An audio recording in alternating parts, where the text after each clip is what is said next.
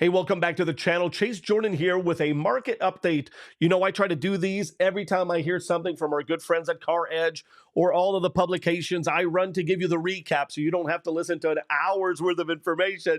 You can just listen to me for about 5-6 minutes, okay? Major issue with one of my beloved brands, Mazda production, and their strategy has changed and it's out there in the public now. So here are the facts. Mazda has some struggle. Financially, I think they're just doing just fine, but there have been some realities in their production levels, okay? So Japan output down 28% in July, global output down 23%. Now, this is massive revenue. Okay, massive revenue. These are a very profitable brand, but they're less and less profitable as far as this year is concerned. Okay, exports drop 18% overall. So their exports 18% down. So just insane numbers. North America down 12%, Europe down 16%. The Mazda 3, their economical vehicle, the Mazda 3 fell 18% in July, and the CX-30, their other affordable vehicle, sales are down. They've been down every month since January. The tariffs are costing Mazda a $1.1 billion haircut. So that is an issue within the Mazda leadership team. They have to figure this thing out.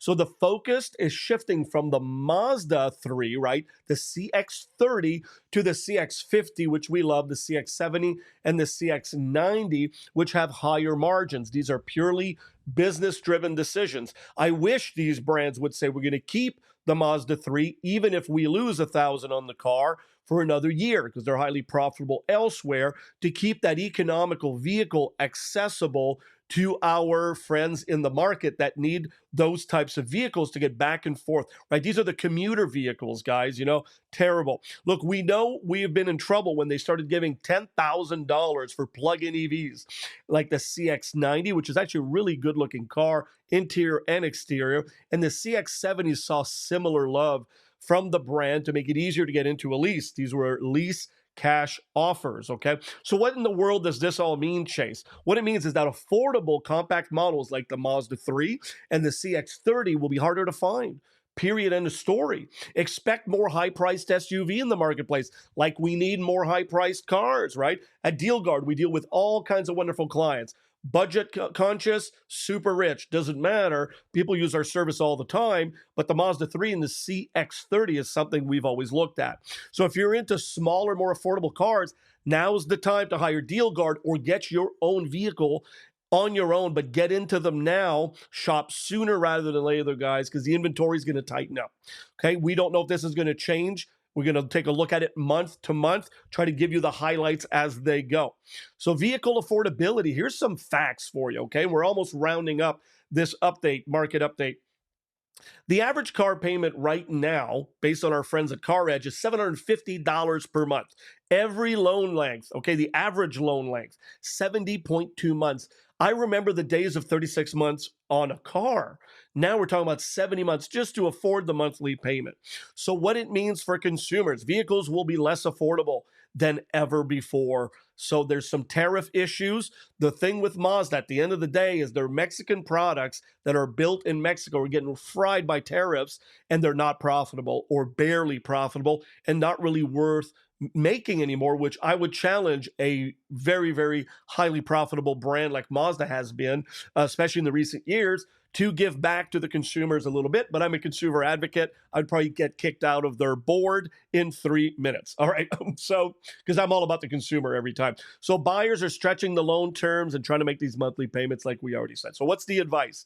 Focus on the total out the door price. Negotiate with 7, 8, 9, 10 dealers. I know it sounds crazy, but at least 4, and get yourself the best price out there, and don't get stuck in a long-term loan. That's a big one. A little update on Nissan. Okay, we're not big fans of Nissan. They do have certain good products still to this day, and the rest I just don't believe in, and I don't like the way they manage their business. So Nissan's strategy, the facts, they're pivoting away from the full electric vehicle lineup towards hybrid. Big surprise. EV credits are gone. Nobody's going to buy the product. So I get it, right? I get it. Oh, my glasses, are they crooked? All right, we're back.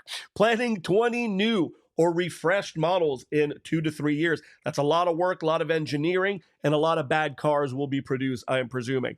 I'm not an expert when it comes to engineering. I just know what I've seen out there in the market and what's happened. Look what's happening to Ford. All right, leasing penetration in July up 11.16, or no, in July 11% were leasing from Nissan, up 13% from June. So they are up in their leasing. And why? We have heard that, and this is also based from my friends from CarEdge, 550 credit scores are getting top tier approval. So less expensive financing for people that have substandard credit, which will lead to more defaults and people that can't afford car payments, which is just a bad idea. 500 million electric vehicle investment paused in Mississippi for Nissan. They're going to have to redirect and re-strategize their whole operation. So what it means for consumers, right? We're consumer advocates here at DealGuard. We try to help everybody. Try to understand the market, make the best choices every day. More hybrids and gas-powered choices are coming. Leasing will become the big focus, everyone. Okay, leasing is not a bad idea right now if it fits your needs, because cars and buying certain vehicles are just out of control, and the interest rate is fairly high on some of these. So if you own a Ford, you're going to have some issues because they have more recalls coming, okay? So sign up for recalls if you're with Ford. Make sure if you own a Honda from the last update, to 2016s to 2020s. Go check out that video. If you own one of those Hondas, make sure that you're checking that out, because one of the issues, the main one, is that your engine can literally get fried and never work again based on the issue that it's having.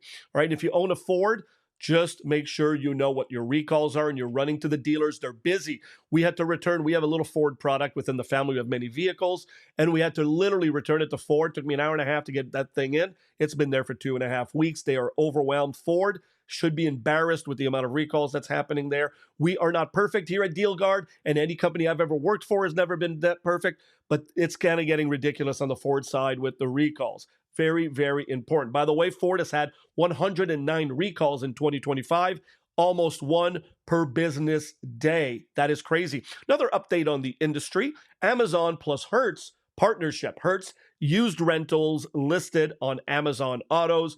That won't change anything for you, but just a little thing there. So be cautious be cautious with used rental cars.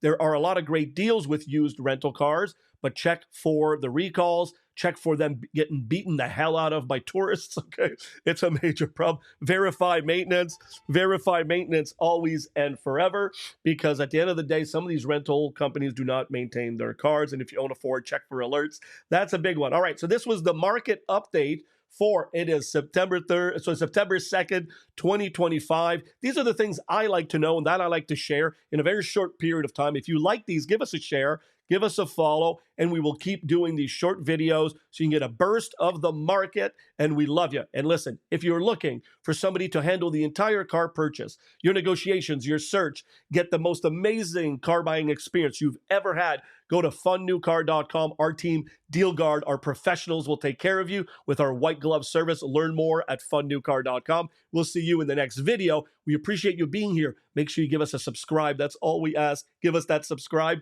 See you next time.